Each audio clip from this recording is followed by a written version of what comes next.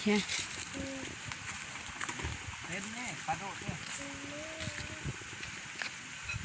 เพราะว่าตัวน้อยนี่เสียบเอาแน่ไม่เสียบเอาเสียบเอาโดยจริงๆมันจึงเหมาะสมเสียบอันนี้มันกระโดดนี่จะจริงๆปลามันเสียบนี่ปลาเสียบต้องดูอะไรต้องใส่ทีนจีน่าเลยดิกาชาปลาตุกตัวนะนี่มาที่นี่ออกมาได้เอาลงเฟซเลยนะใช่แล้วลงเฟซเลยตาเป็นยันเตอพี่ตู้งานตัวซ้อกันสิจับได้ตรงนี้ต้องlàmไม่ต้องจูนี่พวกแก่ตะทรงนี่ต้องหลักต้องหลักอุ้ยโอ้ยบดได้กินไหมครับครับได้แล้วไอ้ยังไปทางไหมหวานก็ตัวที่นี่ปลาที่กินหวานนะ ปอติดตั้งต้นนะไปไปโอเคไปละมีจะพอดีแต่ว่าจะกินต้องเห็นอันนี้เอา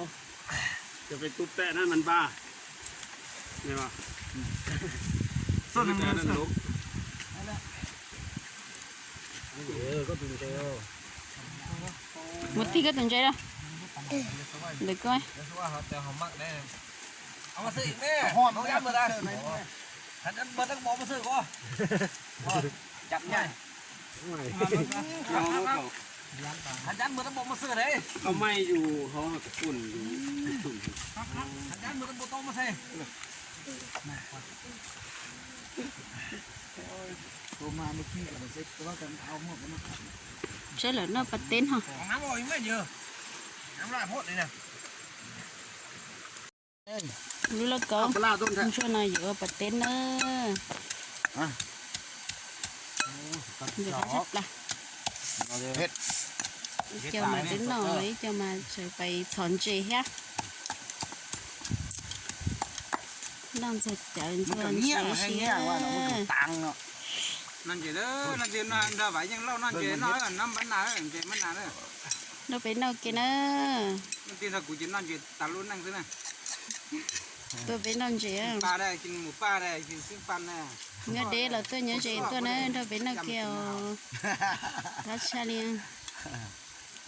จับนี่ก่อนเอาเด้อโน้โทรหาปลาซื้อด้วยกัดเดี๋ยวเด้อโทรหาปลาซื้อกับปลาล่าด้วยจับปลาได้ตัวมึนหรอcá tít tê กินนี่สุดยอดเลยnon non non non em เอาในคนซื้อนี่ก่อนนี่แหละของแท้มีกาเป็นไร